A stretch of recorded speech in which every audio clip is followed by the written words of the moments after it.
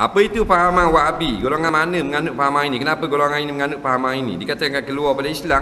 Saya faham fahaman ini bermula dari Arab Saudi. Ramai ulama terlibat dengan fahaman ini. Setengahnya jemput oleh kerajaan Malaysia untuk beri kuliah dan ceramah. Wahabi ni ambil dari perkataan Muhammad bin Abdul Wahhab. Macam Syafi'i mazhab kita, nama dia bukan Imam Syafi'i. Nama dia Muhammad bin Idris. Muhammad bin Idris. Lepas Idris saya lupa, bukan Yusuf.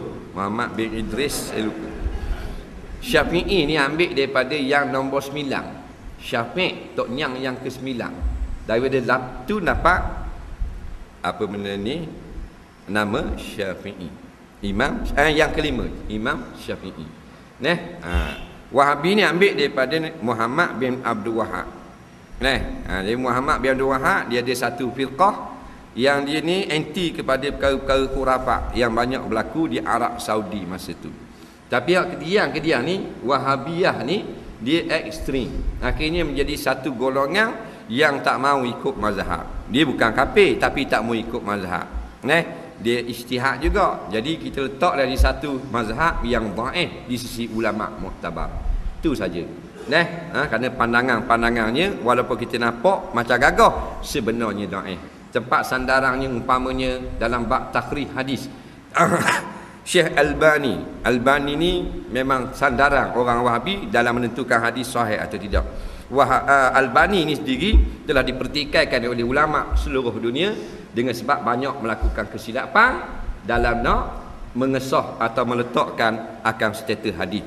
Dalam kitab dia sendiri pun yang kita ada kitab rumah ni, kitab Albani, satu kitab ni dia kata haza hadisun sahihun, kitab yang lain dhaifun. Dalam kitab ini dia kata dhaif, dalam kitab nu dia kata la ba'sa bihi. Jadi dia sendiri pun bercanggah dah. Sebab tu pandangan Wahabi ni dalam sandaran hadis terang-terang dah bermakna lemah sangat. Tapi oleh kerana dia kuat dengan bayaran gaji, maka dia kuat main piti. Nampak waktu di Patani dia buka pondok Wahabi. Siapa pergi dengar 20 riyal. Tok guru puluh-puluh ribu boleh. Main tok guru puluh-puluh ribu. Jadi kuat main piti. Agak ekstrim. Wahabi bukan Hambali. Hambali tak baca kunut, tapi orang Syafi'i baca kunut, dia tak kata apa. Dia faham dah khilaf mazhab. Wahabi kalau kita baca kunut, dia kata bid'ah dalalah. Dia baca depan dia di Mekah, dia tanya kepala sembang belakang kita. Itu ekstrim. Jadi baik kita ikut ulama yang muktabar, Syafi'i, Hanafi, Hambali atau Maliki. Pertanyaan saya, minta penjelasan Ustaz, apa itu Wahabi? Pengikut Muhammad bin Abdul Wahhab. Lalu orang menyebutnya Wahabi. Tapi karena nama ini, Ustaz jangan sebut-sebut Wahabi. Yang ngomong gitu bukan saya.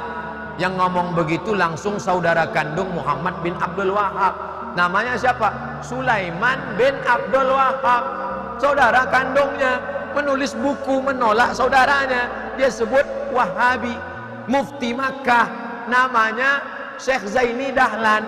Bukan saya, jangan marah sama saya.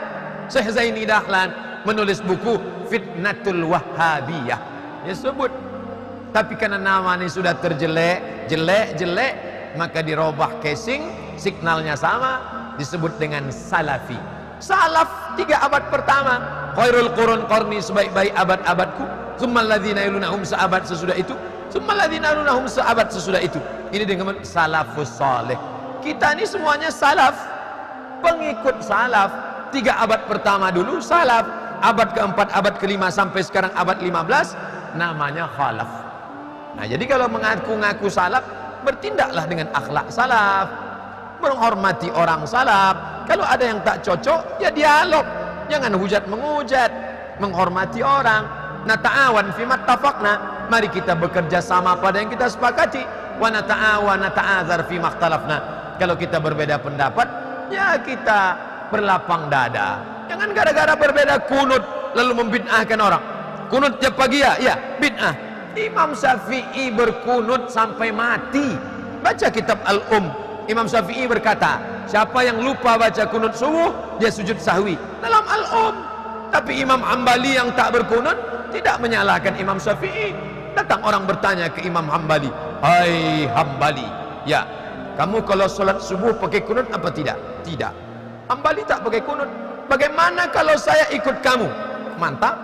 Bagaimana kalau imam saya Syafi'i? Apa kata Imam Hambali?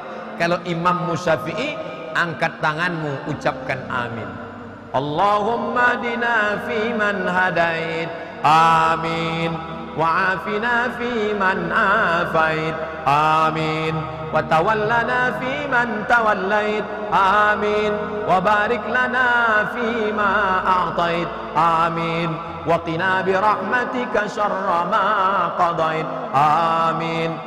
5 saja aminnya, sisanya dia ikut baca. Fa innaka taqdi wa yusirru bis-sana. Wa yusirru dibaca si makmum itu sir bis-sana. Sana artinya pujian. Kenapa yang 5 tadi diaminkan? Karena itu doa, sisanya pujian.